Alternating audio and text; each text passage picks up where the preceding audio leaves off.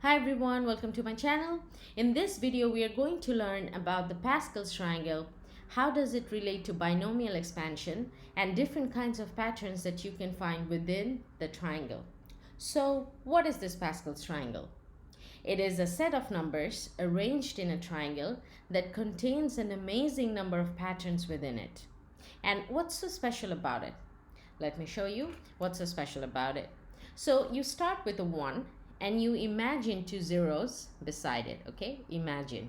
We have two imaginary zeros. And then you're going to add the numbers together in pairs. So 0 plus 1 will give you 1. 1 plus 0 will also give you 1. Then imagine two zeros again. So you're going to add up the numbers in pairs. So 0 plus 1 will give you 1. 1 plus 1 will give you 2. 1 plus 0 will give you 1. And then 2 more zeros. 0 plus 1 is 1. 1 plus 2 is 3. 2 plus 1 is 3. 1 plus 0 is 1. And then you have zeros again. I'm going to add up the numbers again. 0 plus 1 will give you 1. 1 plus 3 is 4. 3 plus 3 is 6. 3 plus 1 is 4. And 1 plus 0 is 1. Then you have zeros again. I'm going to show you one more row. So 0 plus 1 is 1. 1 plus 4 is 5. 4 plus 6, 10. 10, 5, 1. And then you don't really have to write the zeros. So after you are done with it, you can just erase these zeros. Okay, so you can continue. You don't have to stop, but I'm just showing you how to remember the Pascal's triangle. Also, you can remember it like this, that in every row you just have two ones as boundaries, like here, this side and that side. And these numbers, you can actually add up the numbers like this. 1 plus 1 is 2. 1 plus 2 is 3. 2 plus 1 is 3. Like that as well. Like you will always have ones outside and then you just add up the numbers like this.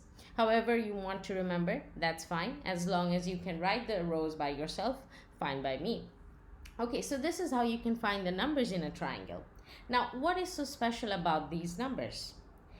Each row of this Pascal's triangle, it corresponds to what's called the coefficients of a binomial expansion of the form a plus b to the power of n, where n is the number of rows and we start counting from 0. That means this one we will take the n equals to 0. So what happens when it's a plus b to the power of 0?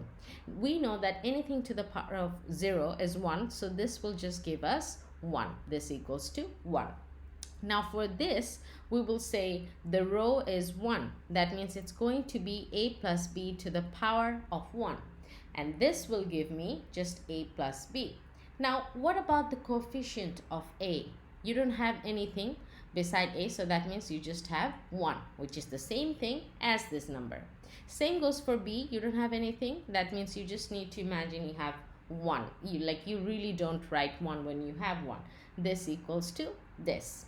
What about n equals to 2? If you expand this is called a binomial because you have two terms inside. So this equals to a squared plus 2ab plus b squared. Now look at the coefficients of the terms. So for a squared, you don't have anything. So that means the coefficient is 1, which is the same thing as this one. Then for 2ab, the coefficient is 2. That's why you have 2. Then for b squared, the coefficient is 1. That's why you have 1. Then if you take n equals to 3, it's going to give you a plus b to the power of 3 equals to a cubed plus 3a squared b plus 3ab squared plus b cubed. Okay, now look at the coefficients of this expansion. You have 1, which is the same thing as this. Then you have 3, again 3. Then you have 3 again. So that's why you have 3 over here as well. Then the last term, the coefficient of the last term is 1 and you have 1. So you can see how the numbers in the rows of the Pascal's triangle matches with a binomial expansion. And this is just one example of a pattern in the Pascal's triangle. There are many patterns within the triangle. Let me show you more examples. So we have a fresh triangle over here. Let me take a different color. Okay, so if you add all the numbers in the row, like 1 is just 1, okay, so it's just 1. 1 plus 1 will give you 2. 1 plus 2 plus 1 will give you 4. And then this one, 6, 7, 8. Then what about this one? 16. You can see this thing has a pattern as well. This is what you will get if you like the power of 2, if it's 1, if it's 0, sorry, because you start with 0 always. So 2 to the power of 0 will give you 1. And then 2 to the power of 1 will give you 2. 2 to the power of 2 will give you 4. And 2 to the power of 3 is 8. 2 to the power of 4 is 16. And it goes on. So if you add up all the numbers in the rows of a Pascal's triangle, you are going to get the terms of like powers of 2. I will show you another example. What happens if you add the numbers diagonally? Like if you do this, 1 plus 1 is just 1. And sorry, it's just 1, so that's why it's 1. Again, if you add, it's just 1, so I'm going to write again 1. Then if I draw another line, 1 plus 1 will give me 2. Then 1 plus 2 will give me 3. Then I have 1, 3, 1, 3, 4, 5. That will give me 5. And then 1, 4, 3, 4, 5, 6, 7, 8. And then this one, 6, 6, 12, and then 13. Now let me write down the numbers like this. So I have 1, 1, 2, 3, 5, 8, 13, and so on. Now if you create the diagonals, you will see the numbers found in the triangles will give you the famous Fibonacci sequence. What is the Fibonacci sequence? If you add up the two numbers, you will get the next term.